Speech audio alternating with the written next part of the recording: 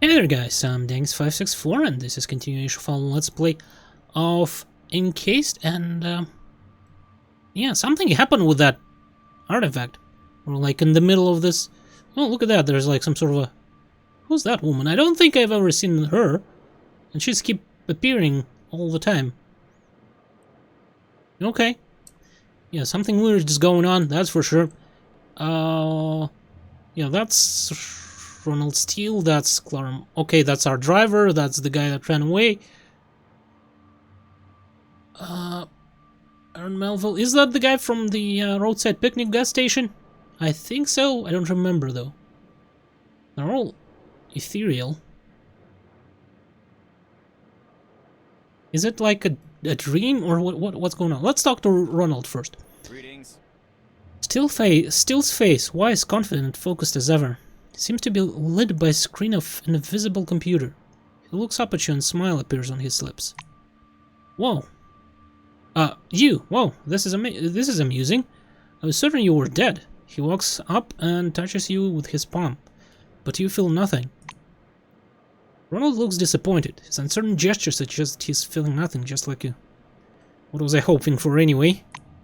Still looks you in the eye.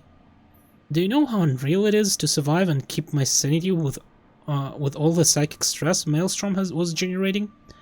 A lot of people lost their minds. That was what we saw here, and what happened after at Ankara, on the west of the side of the dome.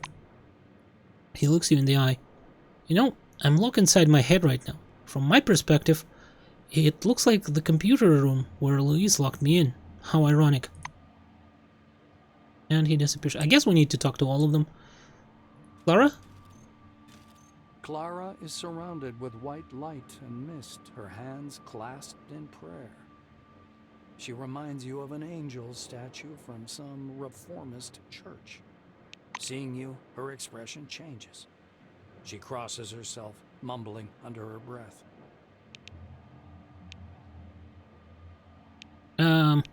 Get her to come. Actually, I'm not sure. I'm not a ghost.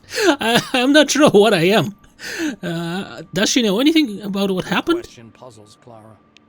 I was having lunch, and then you appeared.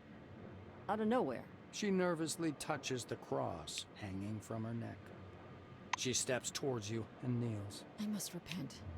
Clara's voice trembles. When Maelstrom broke, I didn't try to save anyone. I just got in the truck and drove away. I'm a terrible sinner. I know. I hope you're in heaven. She raises a face distorted with suffering. Yeah, I don't know where I am. Clara sighs heavily. I see. Why are you appearing to me? Is this some sort of a sign? Do you know about signs? This is when... Her voice suddenly becomes deep and thick. She drawls as if her words were being played from a corrupted tape. Clara's face alters subtly, as if it had turned to stone. Abbott is very kind to me, but his faith is nothing I could get used to. She says in a dull voice. What happened there? Like, how far in the future are we, like, going? I'm assuming, like, we'll get back into the place, but it'll be, like, sometime in the future? Lawrence raises his hand as if aiming at an invisible gun at you. Holy shit! He looks at his empty hand with a puzzled expression. Ginsburg looks up and examines your face with a suspicious squint. Do I know you? Yes, I do! Shit, oh shit! I should quit with this crap. Those glasses will fry your brain right quick. He points at his head with an awkward laugh. Where are you now? Tim grins. How should I know where you are? Oh, I thought I was asking him. In hell? Together with that bitch Decker and that meticulous bastard? What's his name? Stallman? Steelman? Oh yeah, Steele. He throws his hands in the air and a fountain of mist follows him. I told you there was an exit. I made it. I found the car. And don't you dare rip on me. I did nothing wrong. I didn't have to die with you there. His face abruptly goes blank, and his voice sounds dead and dull. Not everyone can escape from Nashville. That means something doesn't, he says, gazing at your face with glassy eyes. Aaron? There's no doubt. The funny, scruffy old man standing before you is Aaron Melville, the old man from the gas station. He also recognizes you. A smile wrinkles his already wrinkled face. Ah, it's you. Long time no see, sweetheart. Melville examines you closely. Safe and sound, I see. How'd you pull that off? No one survived where you were heading. The only worst place is the center of the dome, where the spire... Well, you know. The old man points vaguely upwards with his crooked finger. You're aware, aren't you? The spire is fallen. Now the road's closed. As if folks would want to come here anyway. And here we stay like crabs in a barrel. Okay, I guess the Maelstrom destroyed the spire, so we're cut off. That's, I guess, the post-apocalyptic part of the science fiction post-apocalyptic RPG. He thumps his timber leg on the ground, driving the mist away. Don't think that I'm complaining. My business is on a roll. They come and they go. Melville's face seems to petrify. He speaks slowly, but flounders anyway. The gas station can be crowded nowadays. Everybody needs my gas station. Oh, folks went crazy, I tell you. Fighting over nothing. The old man woefully shakes his head. Okay, I guess we move closer to the center or something? I don't know. A dazzling supernova-like flash sweeps across your view. The lights, frozen in the desert, start to move, and a cloudy funnel begins to slowly trail after them. The funnel spreads out under your feet.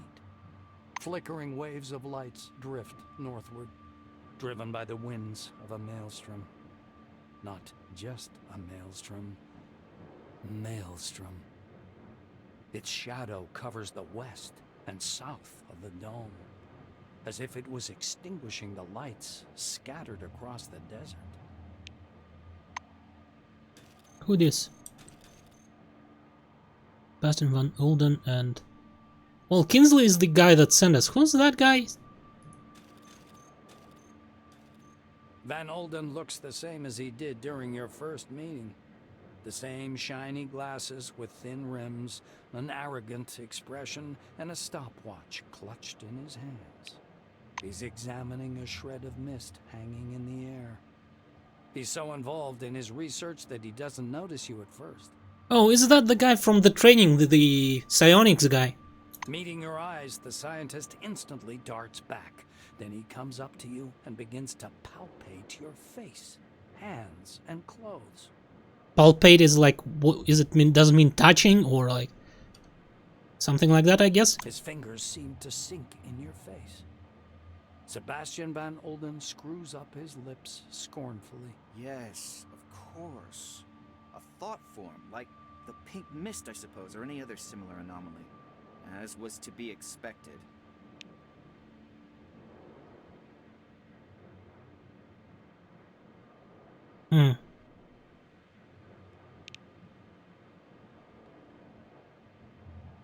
Ask him about the thought from the pink mist. Tell him Concord's electrical anomalies aren't the threat new employees should be prepared for.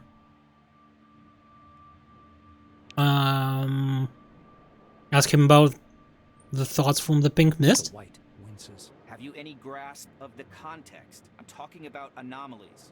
The pink mist is obviously a term particular to this field. A thought form. Well, it's a derivative of this pink mist. Eyewitnesses often see people in it. Sebastian smiles dreamily. I see answers in it myself. Numerological sequences which... But you probably wouldn't understand. The scientist loses all interest in you, steps aside, and continues to study the mist. Okay. Kingsley? A gray-haired man, arms stiff at his sides, stands squinting short-sightedly into the mist. Kingsley is much shorter in person, and older. He notices you. I never thought we'd meet again. I must thank you. Thanks to your report, I was able to start the evacuation in time. Martin comes closer. You notice small changes in his uniform. Some of the insignia have been replaced by larger patches resembling military chevrons. Kingsley nods as if anticipating your question. Yes, the uniform is new, but the man is the same. Head of Magellan Base. I intended to resign after the incident, but Nakamura decided otherwise. I couldn't argue with her. He surveys the thick mist around you. One thing's certain. You're standing here. That means you're alive. Yes, I know what this is, partly. He looks you in the eye and says, Scientists on the emulator project have been telling us a lot about it. Not everything, of course. Even they don't know what it is. Okay. Well, I guess we were walking in the right direction. Were we? I cannot go farther. You smell quartz and sand tempered in the sun. But as you try to penetrate the dispersing mist, you can't see any desert. The world around you is full of pictures.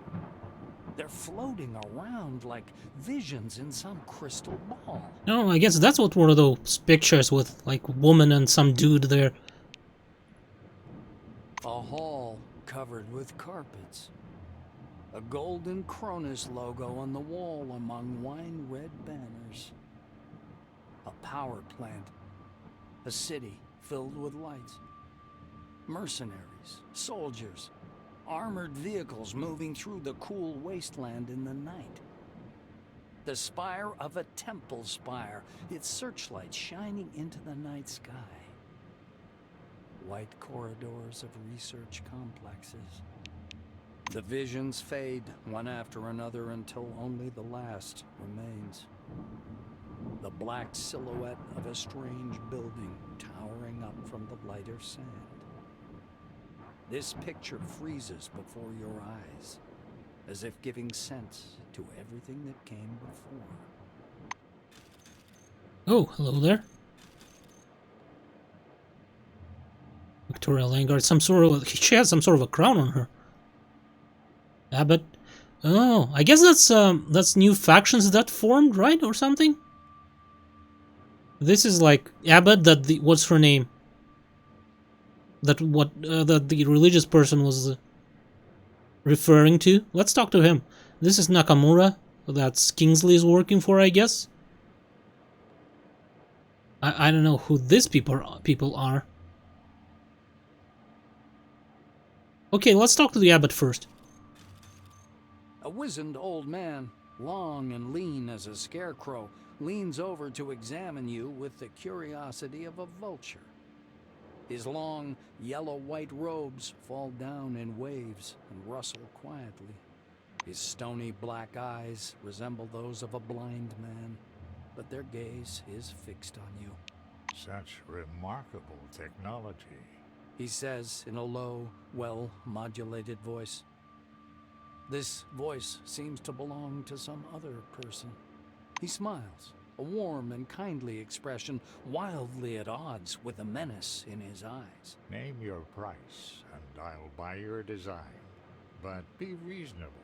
Take time with your answer. Think it through. Is he referring to what? To my servo shell? What is he referring to? With the smile still fixed on his face, he steps back into the mist, never taking his eyes off you. I don't know. You hear heels clicking.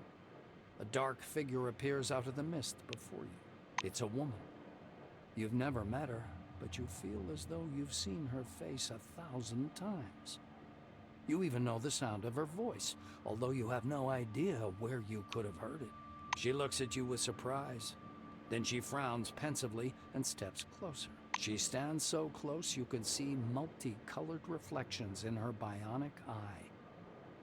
After poking you to confirm your ethereal nature, she waves her hand left to right. Obviously, she's hoping to disperse you like mist. Naturally, she fails. The woman chuckles discontentedly and leaves.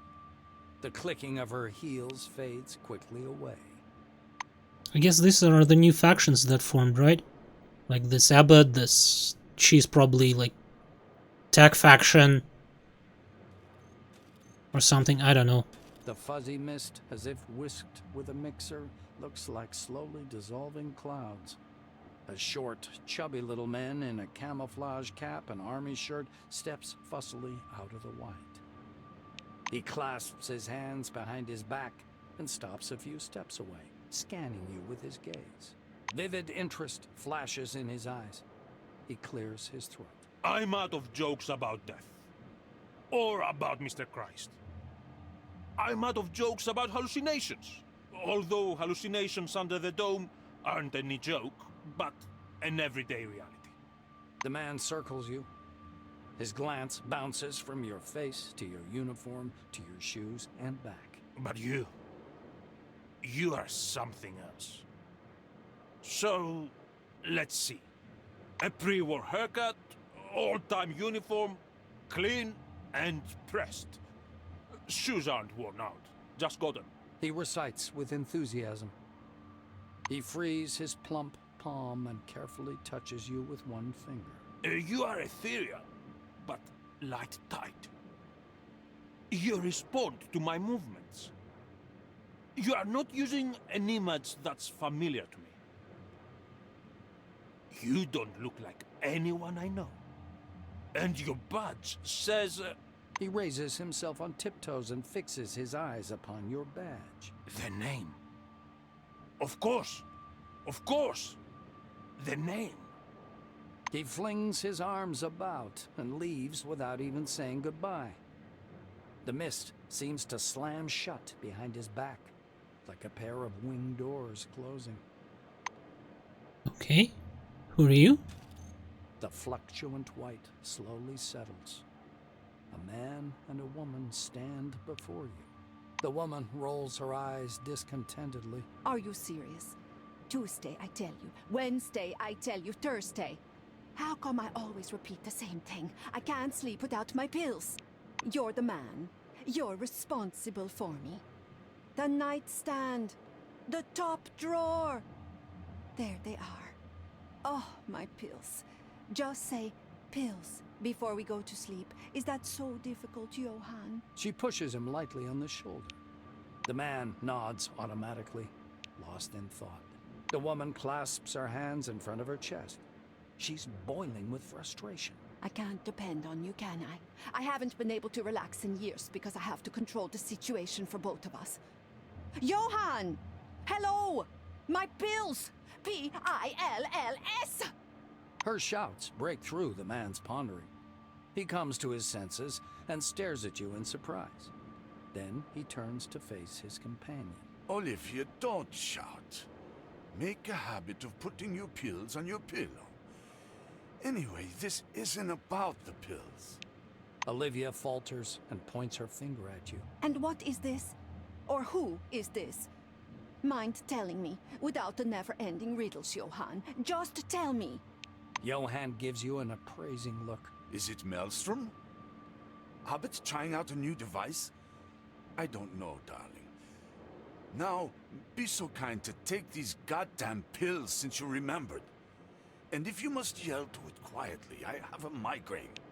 The woman flings her arms up fiercely and walks away into the mist. Johan lets her go ahead, then follows. Interesting characters. Who the hell are they? An unfamiliar woman steps out of the mist and looks at you with the wandering eyes of a mad person. She's wearing a tall, crudely made tin crown painted with gold powder enamel.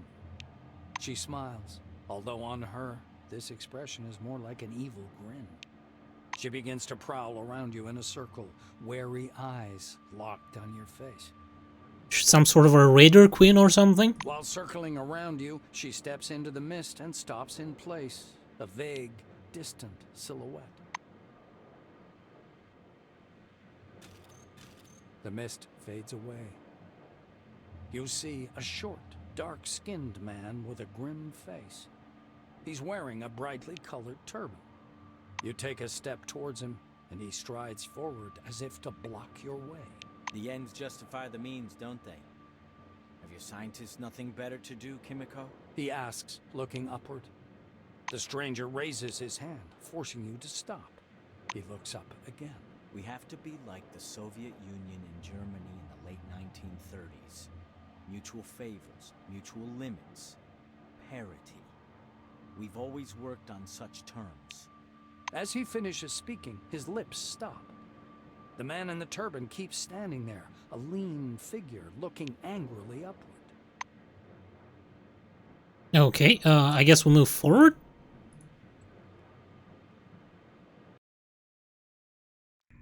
I wonder how far in the future will it be. We were, what, in the 73 or something? They say Nashville was built as a launchpad for Maelstrom. And this idea is quite popular today. With all responsibility, I must state, this is nonsense. It is a typical bunker of an equal typical design. All changes were dictated by ergonomic and logistics. And all those suggestions about it being part of some experiment, excuse me, but this is sheer paranoia. No, Kronos did not know anything about Maelstrom, and speculation with facts is absolutely inappropriate. From a radio statement by Ronald Brem, Secretary of Kronos, December 76. Well, I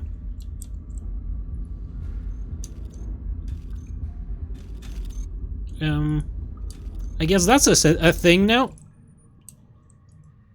Which was it? Alt that like highlighted? I forgot the buttons. I haven't played in a couple of days, and I forgot which button was doing which. I guess, can I like check the date? It's 78. So what? We're out for like what, 5 years or something?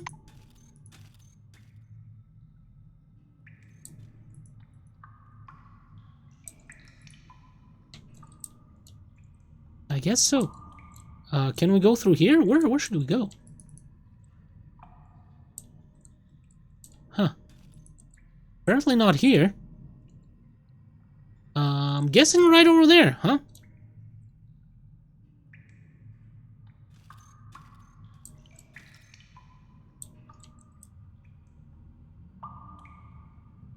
Yeah, that looks like that's the place to go.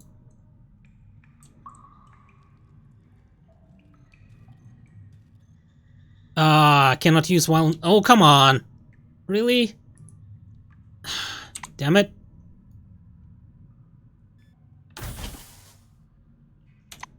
Well, that sucks.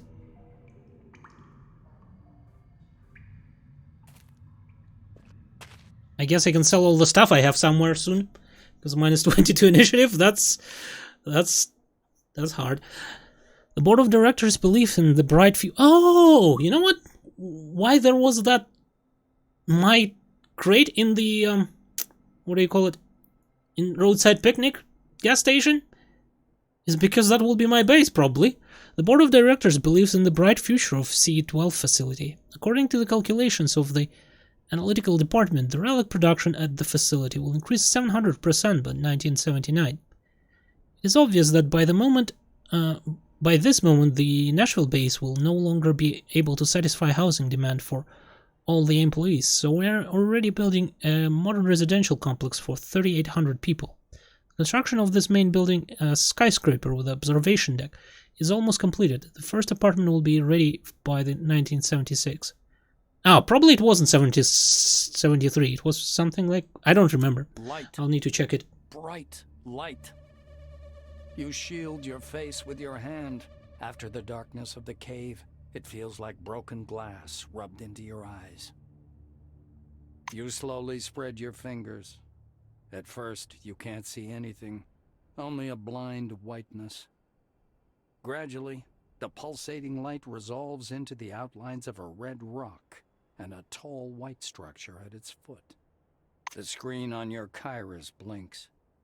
The system reports an error while trying to update the built-in atlas. When the maps reload, the icons are gone. Only a single marker indicating your location remains. Well, you're still near Nashville, at least judging by the coordinates. Okay, observation, deck base, Magellan Station. How about, was it log? Yes, it was log.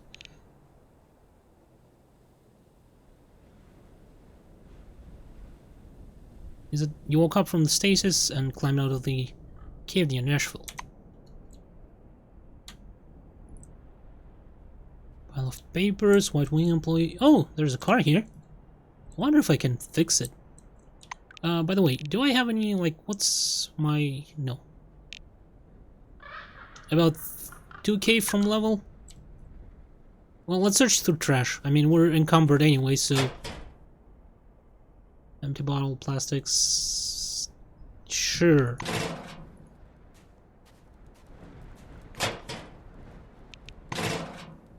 I'm not sure why I need this trash, but if it's there... Ooh, who this? Sergeant. Freezer. Who the hell are you people?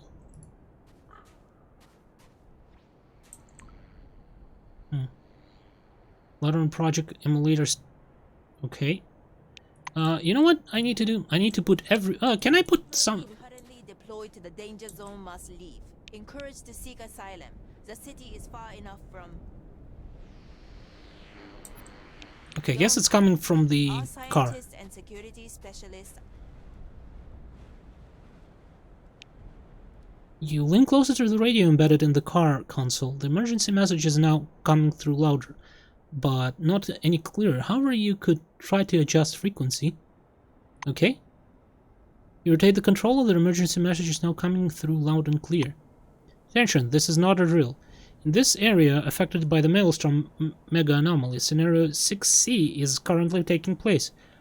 Remaining in the yellow sector is prohibited. Employees currently deployed to the danger zone must leave the area immediately, following standard evacuation protocol.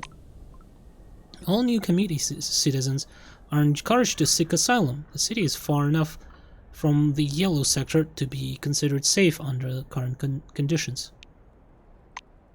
The distant wailing of emergency siren can be heard through the speakers. The announcer keeps talking. Don't panic. Our scientists and security specialists are closely monitoring Maelstrom phenomenon. Any registered movement of Psi-fronts will be closely monitored. We urge you not to spread false rumors about victims amongst population. Maintain confidence in our new committee authorities. The problem will be solved as soon as feasible. Attention, this is not a drill. The message begins. Hit the dashboard. Speakers fall silent for a moment, then begins to crackle with double for the next of the announcement is still barely audible in parts. Okay, can I... You know what I need to do? I'll need to drop the stuff in the trash bin, and then I'll go engage these guys. They're like rank 2, so they're not that, like, super...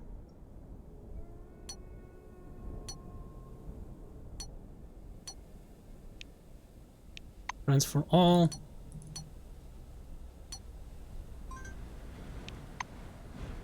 Don't I have this equipped?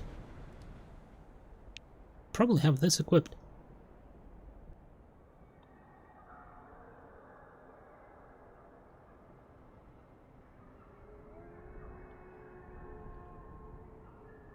Um, 912.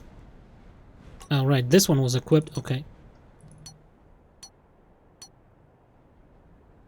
Is that enough? Let's drop something else just because we can. And then I'll probably try to come back after it.